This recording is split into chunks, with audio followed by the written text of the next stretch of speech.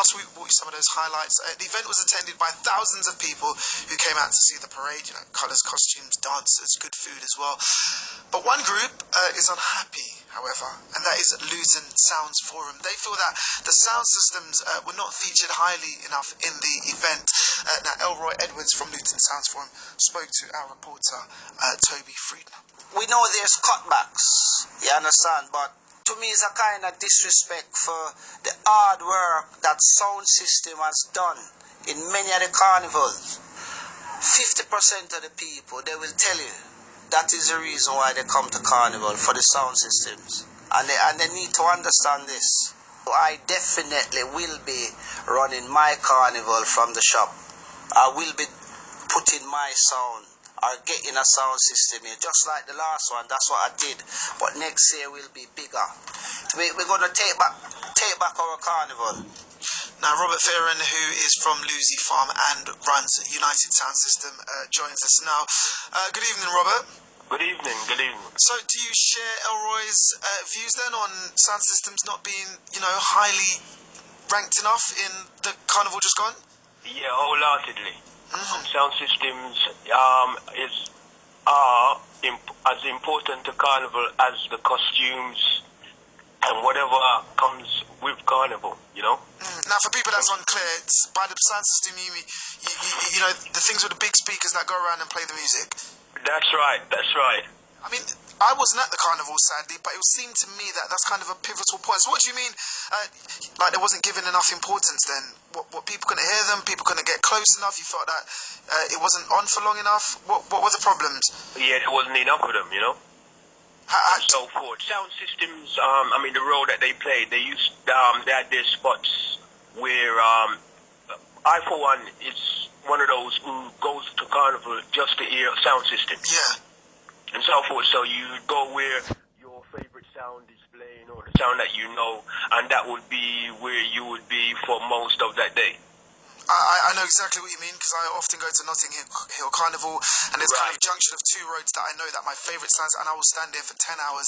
Listen to just that. I know Luton Council had to make cuts, so do you know if that was anything to do with it? I don't actually believe the cuts, because it's something that sound system did out of the love of, being there. So I don't think there should have been a cost factor, So I know you guys are unhappy, but did people, as in, like residents come up and say to you, I didn't like it and I felt they were missing? Yeah, a lot of people. No sound system. It was like, no, this isn't carnival. This isn't what carnival, feels like. Carnival originally for me was a West Indian, Caribbean originated thing. Luton Carnival was anyway, just like Notting Hill Carnival and those, Yeah.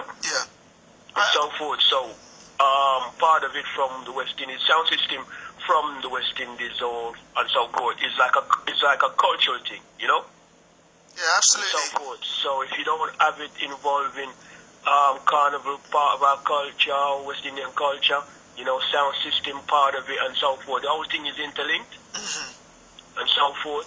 So if you take that away, it's like, okay, what is this become now? Where is this going? What is this? Yeah, so you guys obviously sound really upset about this. Is it enough for you to be done with Luton Carnival altogether? Yeah, it is. Wow, is that if things don't change for next year, or? Yeah, well, there's nothing there, and so forth. For those who love to go and listen to sound systems anyway, because I don't know, some people might go for the costumes, some people might go for the acts on stage, Well, I was going to say, what's replaced you guys then? So these places where you used to set up, what was there instead? Nothing.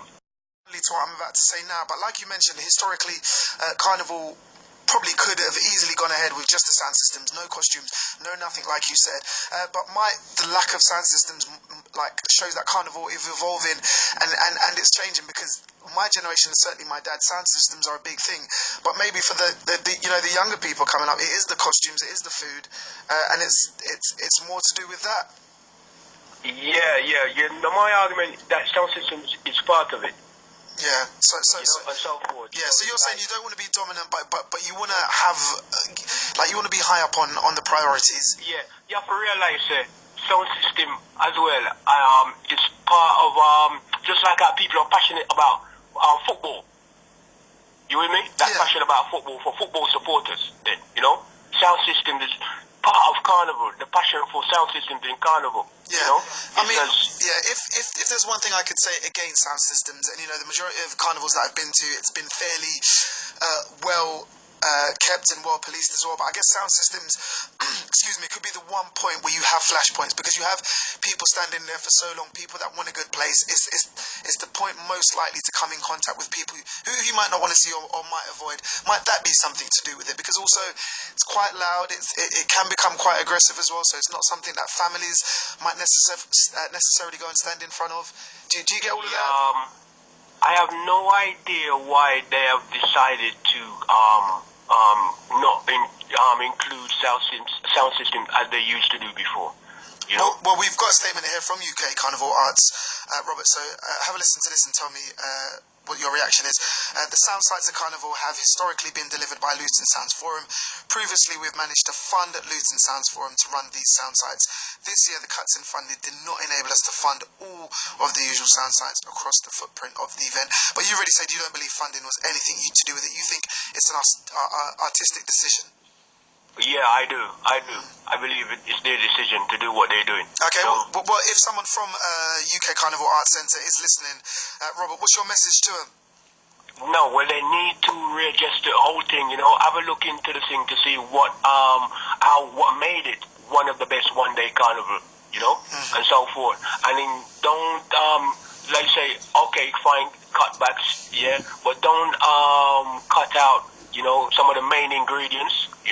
And so forth. They need to include, some of the main ingredients. All aspects you're saying, of what makes it a traditional carnival. Listen, thank you so much. That is Robert Fearon there, who's from Lucy Farm and runs at Unity Sound System, basically saying that he felt Carnival this year didn't have enough sound system sites.